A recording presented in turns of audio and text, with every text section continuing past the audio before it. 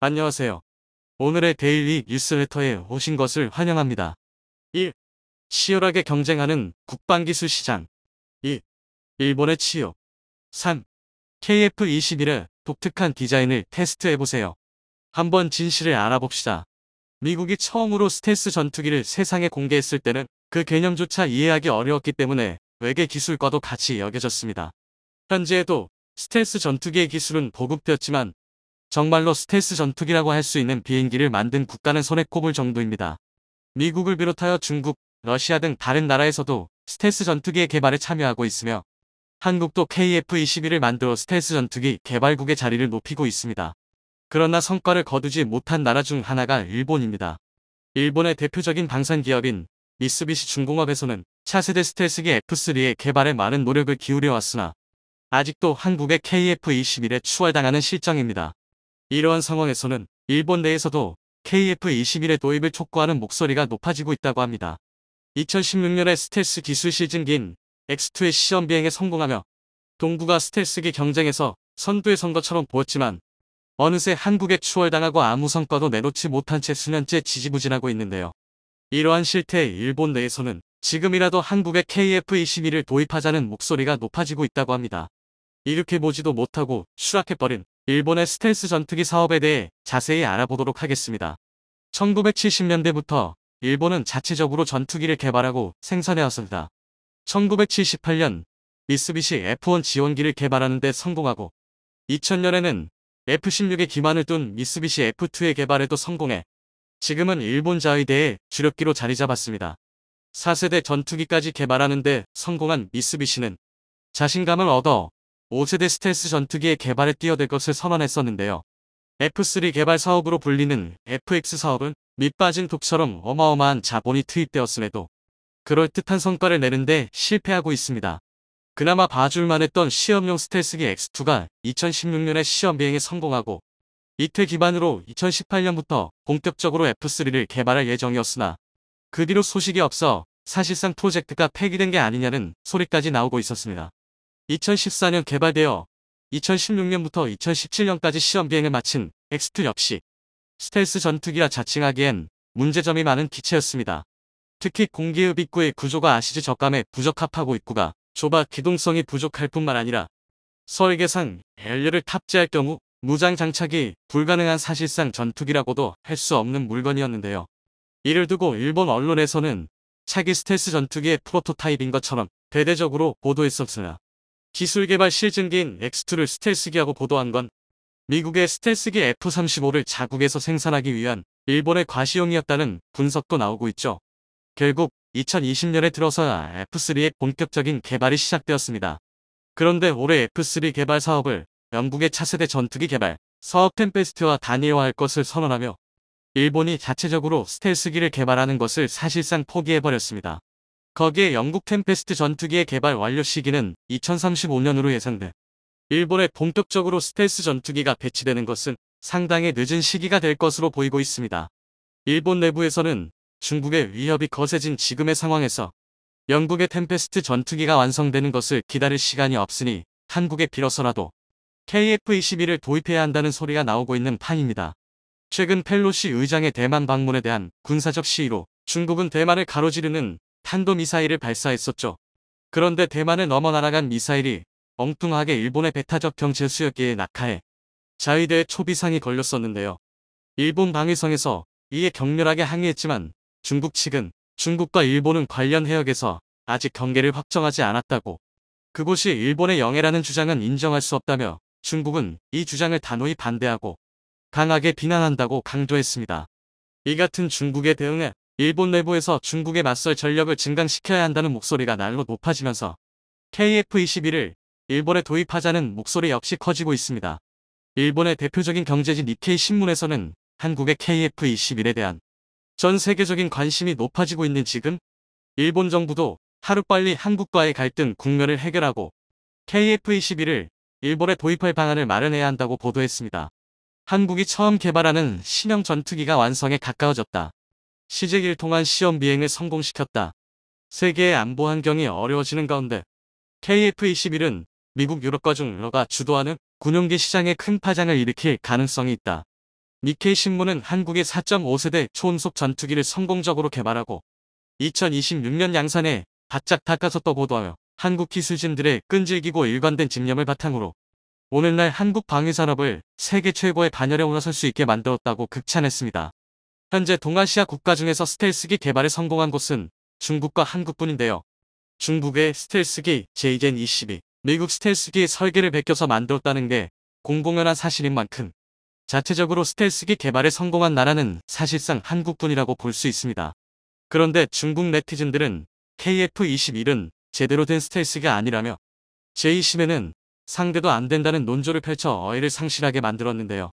이에 대해 반박하는 기사가 놀랍게도 중국에서 나와 눈길을 끌고 있습니다. 한국의 5세대 전투기 KF-21 첫 비행 J-10과 비교하면 어떨까? KF-21과 J-10을 비교하여 닦아내릴 것처럼 보이는 기사이지만 놀랍게도 KF-21과 J-10의 스펙을 나름 객관적으로 분석, 비교하며 KF-21이 무시할 수 없는 전력을 가진 전투기라는 것을 인정하는 모습을 보여주고 있습니다. 객관적으로 보면 한국의 진보적인 발전 개념이 더 실용적이다. 디자인 초기 단계에서 맹목적인 퍼포먼스를 우선적으로 추구하는 것이 아니라 먼저 존재하는 문제를 해결하고 기초 플랫폼을 구축한 후 후속 개선 과정에서 지속적으로 전투 능력을 개선하고 확장한다. KF-21의 정식 운용은 불가피하게 동아시아의 전략적 균형에 일정한 영향을 미치게 될 것이다. 이처럼 본 기사에서는 KF-21에 대한 객관적인 평가와 함께 한국은 미국의 동맹국이기에 이러한 전력 증강에 대해 경계해야 한다는 논지를 세웠는데요. 그럼에도 불구하고 중국 네티즌들은 여전히 KF-21은 외관만 멀쩡한 전투기라고 무시하며 대부분의 중국인들은 여전히 현실을 제대로 파악하고 있지 못한 모습을 보여주고 있습니다. 본 기사에서는 KF-21과 함께 일본의 스텔스기 개발에 대해서도 논평했는데요. 차세대 전투기 개발에서 한국이 일본을 멀찌감치 따돌린 것이 사실이다. 일본의 F3 전투기는 PPT에 머물러 있고 한국의 준 5세대기는 이미 하늘로 날아올랐으니 틀림없이 한국인들이 승리한 것이 아니겠는가? 라며 일본의 스텔스기 개발 사업이 아무것도 이루어낸 게 없다며 비꼬았습니다. 일본이 미적거리는 사이에 한국의 KF-21은 이제 개발 완료를 코앞에 두고 있습니다. 2026년까지 시험 비행을 마치고 본격적인 양산 절차에 들어갈 것으로 계획되어 있는데요. 생산 과정에서 얼마나 높은 수율로 빠르게 요구하는 물량을 공급할 수 있는가가 전체적인 병기의 완성도를 좌우하는 요소입니다. 카이는 KF-21의 성공적인 생산을 위해 각 과정에 수많은 첨단 기술들을 개발하여 적용하고 있습니다. 항공기 생산의 첫 단계는 동체와 날개를 구성하는 복합재를 성형하는 과정입니다. 이 과정을 얼마나 정확하고 빠르게 수행할 수 있는지가 항공기의 생산 속도의 큰 부분을 차지하는데요. 카이는 복합재, 자동적층 장비 AFP를 개발해 복합재 생산 공정에서 가장 많은 시간을 요구하는 레이업 작업을 자동화하여 공정 시간을 20분의 1로 단축하고 작업 효율도 10배 이상 높이는 데 성공했습니다. AFP 기술은 KF-21의 개발에 협력한 록히드 마틴에서 이미 도입한 기술이었지만 미국에서 기술 이전을 금지하며 카이에서 자체적으로 공정 개발에 들어가 KF-21의 맞춤형으로 AFP 기술을 개발해냈었는데요. 카이는 여기에서 멈추지 않고 KF-21에 AFP, 세계 최초로 인공지능 AI 기술을 도입하는 데 성공했습니다. 이 기술은 AFP 장비가 자재를 적층함과 동시에 표면을 스캔하고 A1이 스캔된 고해상도 이미지를 바탕으로 적층 결과에 대해 자체 결함 판정을 내리는 혁신 검사 시스템으로 유관 검사 대비 정확도를 높이고 검사 피로도를 감소시켜 검사 시간을 단축하는 효과가 있습니다. 카이는 딥러닝 및 러닝을 통한 인공지능 단독 판단 수준까지 정확도를 향상해 KF-21 양산 공정에 적용하는 것을 목표로 하고 있다고 밝혔습니다. 제작을 마친 동체세 부분을 조립하는 과정은 그동안 항공기 제작에 있어 가장 고난이도의 공정이었습니다. 기존의 이호 장치와 크레인을 이용하는 조립 방식은 과정에서 구조물이 손상될 가능성도 있고 결합 후에 오차를 판단하기도 매우 어려웠죠. KF-21의 생산 공정에는 보잉사에 이어 세계 두 번째로 패스가 도입되어 레이저 트래커를 통해 동체 결합 오차율을 플러스 마이너스 0.001인치 0.025mm로 낮추는데 성공해 사실상 오차 없는 조립이 가능해졌습니다. 또한 KF-21의 주날개와 보조날개를 체결하는 리벳 작업을 위해 해당 부위의 구멍을 가공하는 작업을 자동으로 수행하는 대형 로봇 드릴링 시스템의 LDS 장비가 적용되었는데요. KF-21에 뚫어야 하는 구멍이 17,000여 개에 달하기에 기존 수작업 대비 작업 시간이 80%나 감소되었습니다. 특히 해외의 경우 구멍 위치를 표시하는 장비와 구멍을 뚫는 장비 두 가지를 별도로 사용해야 하지만 한국에서 개발한 LRDS 장비는 세계 최초로 두 기능을 하나의 장비에 통합하는 데 성공해 작업의 효율성을 극대화했습니다. 이처럼 KF-21에 도입될 신기술들이 차곡차곡 쌓여가며 보라매가 하늘로 날아오를 날을 앞당기고 있습니다. 동부가 최강의 스텔스 전투기 자리를 가릴 날이 얼마 남지 않았는데요. 미국과 러시아의 기술을 훔쳐 만든 J-10, 영국에서 얻어올 예정인 X-3, 대한민국이 그동안 꽁꽁 감춰왔던 현무5 미사일의 재원을 공개했습니다. 지난 7월 23일 우리 언론들이 일제히 국방과학면 구소회대가 개발 중인 현무5에 대한 기사를 쏟아냈습니다. 구체적으로는 탄두 중량 8톤의 단거리형과 6톤의 장거리형무로 나눠 개발 중이라고 하는데요. 그런데 이 소식에 세계가 충격에 휩싸였습니다. 그 이유는 현무5의 탄두 중량이 대륙간 핵탄도탄인 ICBM의 탄두 중량보다 무거웠기 때문인데요. 심지어 그 차이도 꽤 큽니다. 현무사 미사일이 사용하는 4톤 탄두만 하더라도 미국의 SLBM이나 ICBM의 탄두 중량과 비슷한데요. 현무5 장거리형의 6톤 탄두만 하더라도 웬만한 ICBM보다 탄두 중량이 훨씬 무겁습니다. 그래서 한국의 현무5의 소식을 접한 군 전문가들은 한국이 ICBM을 개발 완성하기 전에 먼저 다탄두 미사일인 MIRB를 운용할 탄두를 개발 중인 것이 아니냐는 주장까지 나오고 있는데요. 즉 한국이 주장한 벙커버스터탄은 위장이고 재도립체를 개발해 다탄두를 만들 베이스를 만들고 있다는 것인데요. 하지만 이런 주장만으로 한국이 ICBM을 만든다는 이야기는 아닙니다. 사실 현재 우리 기술로는 곧 바로 ICBM 만들기 어렵기 때문인데요. 정확히는 만들 수는 있으나 현대전에서 먹지력을 발휘할 MIRB나 MALV로 만들 능력이 부족한 것이 사실입니다. 그래서 전문가들은 한국이 현무 기반 핵무기를 만든다면 한국의 기술력으로 개발이 가능한 중거리 탄도미사일 RM을 먼저 개발할 것이라고 예견합니다. 그런데 군사무기에 대해 모르시는 분들은 RM이 ICBM보다 상당히 떨어지는 무기로 인식하는 분들이 많습니다. 핵무기의 끝판왕인 ICBM보다 사거리도 짧고 도립속도도 느려 성능이 떨어진다는 것이죠. 그러나 현실은 전혀 그렇지 않습니다. 군사강국들은 ICBM보다 오히려 RM을 더 무서워합니다. 핵탄두가 탑재된 RM은 과거 냉전 시절 미국과 소련이 RM 개발과 양산을 막기 위해 INF라는 조약을 맺었을 정도로 위협적인 무기였습니다. 또 현재 한국의 상황에서는 전술적으로도 상당한 가치가 있는 것도 사실입니다. 그러나 핵무기와 관련된 여러 지식을 알지 못한다면 이런 내용들을 이해하기가 쉽지 않습니다. 오늘은 한국이 새롭게 개발한 현무5 미사일에 숨겨진 멍청한 비밀에 대해 알려드리겠습니다. 최근 대한민국이 중국과 북한에 강력한 경고 메시지를 보낸 적이 있습니다. 바로 지난 2021년 9월 15일에 5종의 각종 유도 체계를 공개한 사건인데요. 이날 방위사업청은 SLBM 발사 시험, 천룡 공대지 미사일 분리 시험, 초음속 순항 미사일 발사 시험, 고체 로켓 면소 시험, 고위력 미사일 개발 성공을 일심에 공개했습니다. 전문가들은 이 사건을 중국과 북한에 대한 보복 조치이자 경고라고 말하는데요. 북한 국방과학원이 신형 순항 미사일을 발사하고 중국왕이 외교부장이 같은 달 방한해 한국을 압박하자 사전에 준비해뒀던 여러 무기를 일시에 공개해 한국에 까불지 말라고 선을 그었다는 것입니다. 실제로 발사 직후 중국과 북한이 크게 당황했습니다. 특히 북한의 경우 자신들이 SLBM을 만들어봤는데 그렇게 쉽게 만들 수 있는 것이 아니라며 현실 부정을 할 정도였습니다. 하지만 공개된 무기는 5이었으므로 국내외를 막론하고 대부분의 매체에서는 SLBM 발사 성공에만 집중했습니다. 비록 NPT에 묶여있어 핵탄두는 없지만 대한민국이 핵무장의 끝판인 SLBM을 만들었다는 것이 놀라웠기 때문인데요. 그런데 진짜는 따로 진짜는 바로 당시 고위력 미사일이라며 대충 얼버무리며 정체를 숨겼던 현무5의 구체적인 스펙이 드러난 것입니다. 구체적으로는 휴전선에서 평양, 원산 등 북한의 주요 도시와 전방군단을 타격할 수 있는 사거리 300km, 탄두 중량 8톤의 단거리형과 북한 전역을 타격할 수 있는 사거리 600km, 탄두 중량 6톤의 장거리형으로 나눠 2030년 이전 실전 배치를 목표로 개발 중이라는 것이 밝혀졌습니다.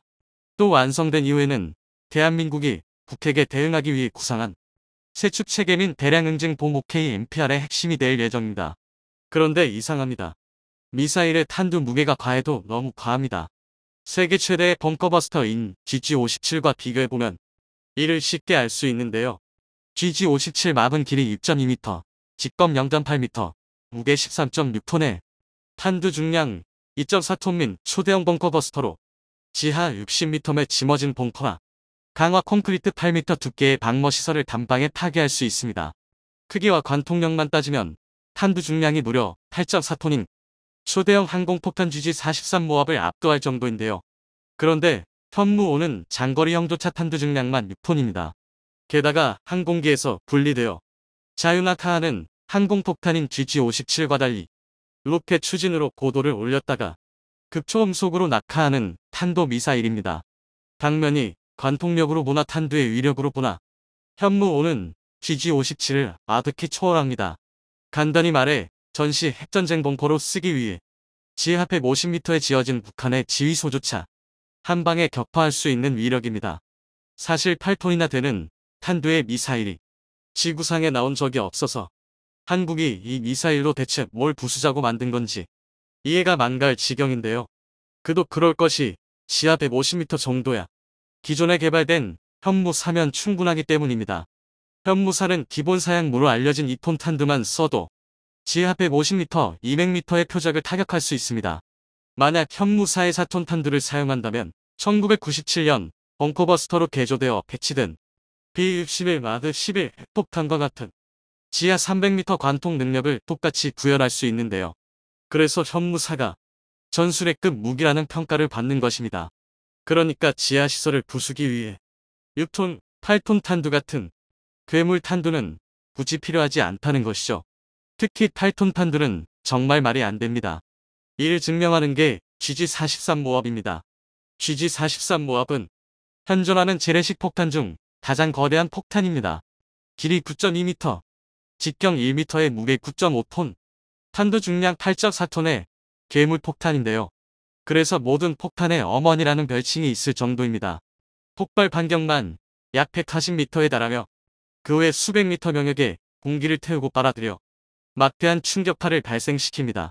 그런데 이 폭탄은 그냥 하늘에서 툭 하고 떨어진 8톤 탄두의 위력입니다.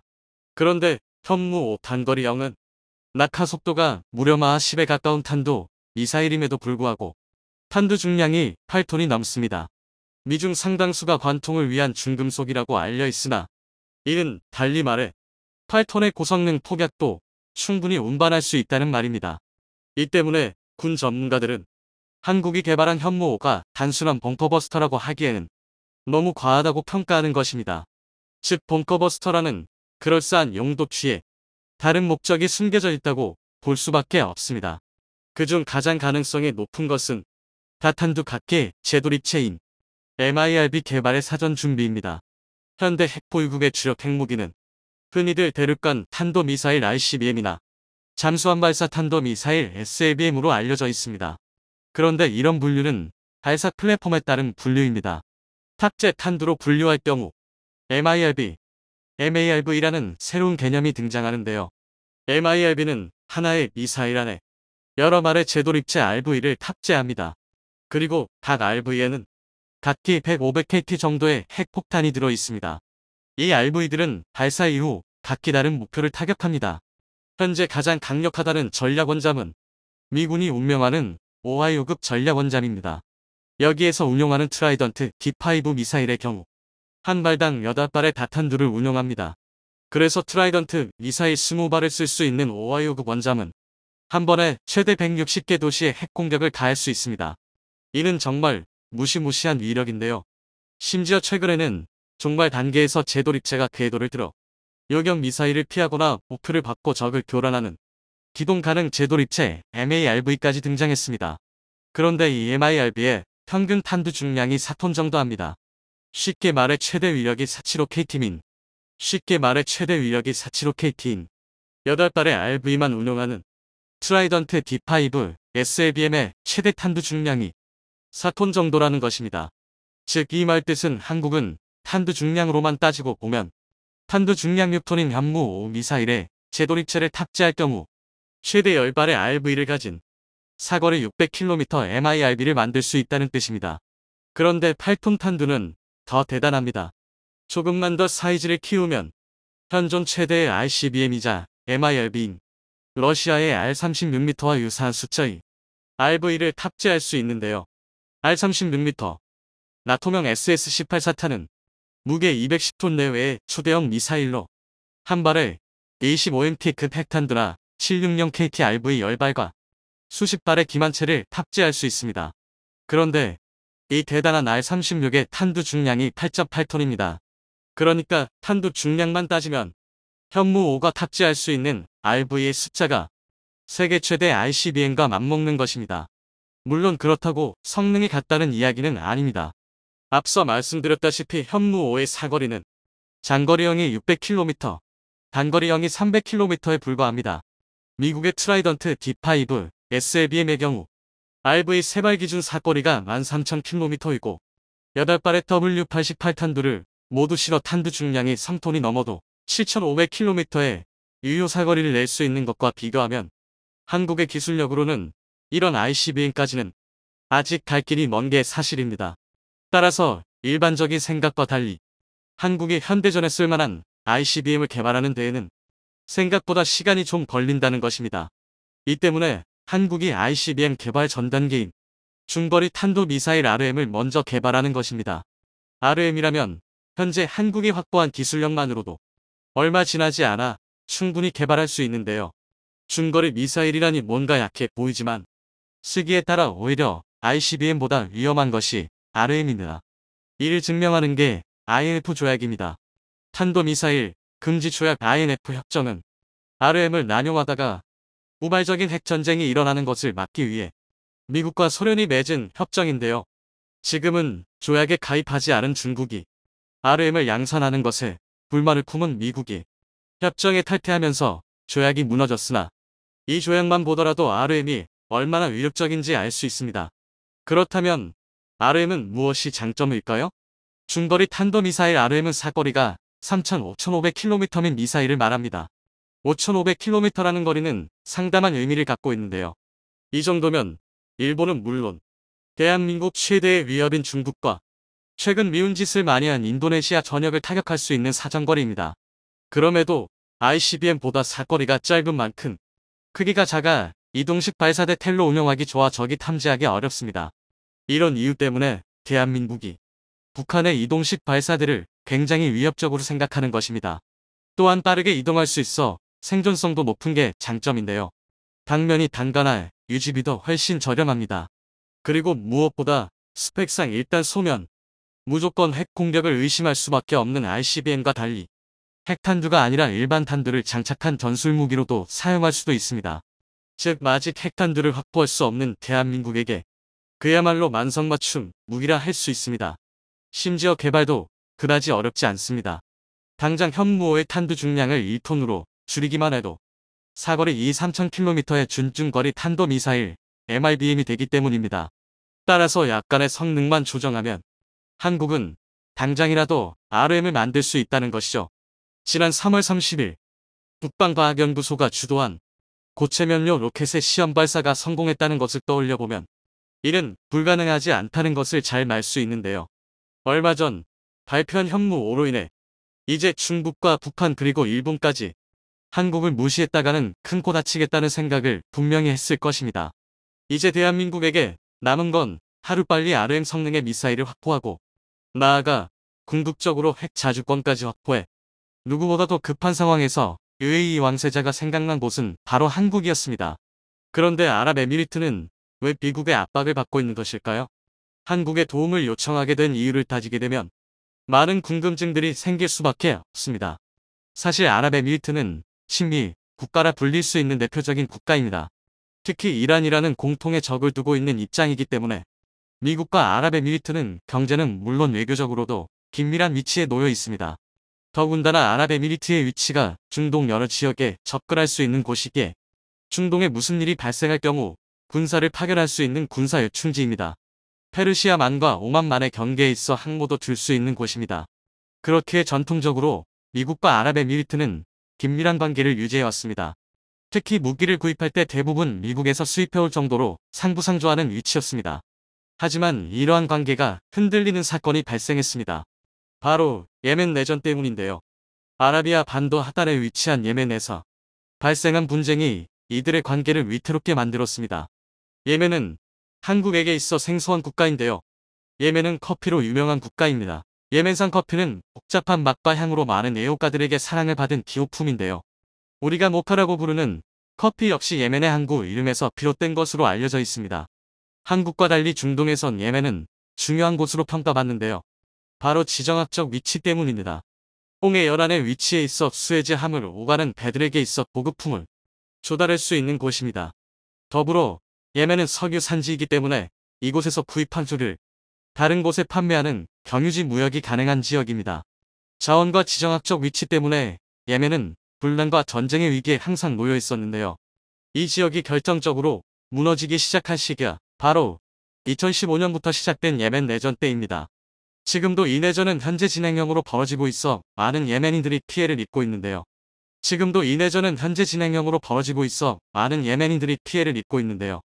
예멘의 현 정부인 하디 정부를 후티 반군이 반란을 일으켜 정권을 무너뜨린 것이 내전이 일어나게 된 결정적 계기입니다. 이로 인해 정통 정부였던 하디 정부는 산악지대로 피신하고 후티 반군이 예멘 지역을 장악하게 되었는데요. 하디 정부가 완전히 소멸된 것이 아닌 상황이라 후티 반군과 하디 정부가 각각 자신이 예멘의 합법적인 정권이라 주장하는 바람에 무려 6년이 넘는 시간 동안 전쟁이 지속되었습니다. 예멘 내부의 전쟁이라면 쉽게 끝났을 수도 있는 상황이었지만 문제가 더 복잡해진 것은 이것이 해외 강대국의 대리전쟁으로 발전되었기 때문인데요.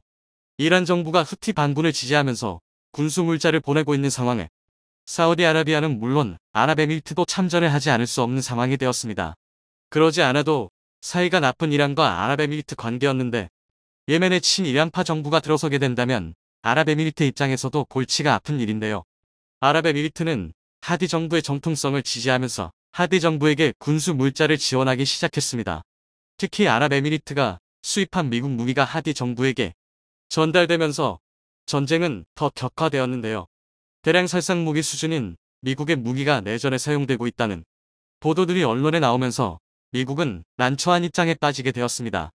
세계의 평화를 수호한다는 미국의 기치와 반대되는 일이기 때문에 미국은 결국 칼을 빼들었습니다. 조 바이든 행정부가 집권하면서 예멘 내전에 개입하는 아랍에미리트와 사우디아라비아에 무기 수출을 금지하는 명령을 내리게 되었습니다. 이로 인해 아랍에미리트는 미국과 계약된 최신 전투기는 물론 다연장 로켓 역시 받을 수 없게 되었습니다. 아랍에미리트로서는 치명적인 타격이라 할 수 있는데요. 특히 최신 기종인 F-35 스텔스 전투기를 미국으로부터 수입할 수 없게 되시 아랍에미리트에게는 문제가 되었습니다.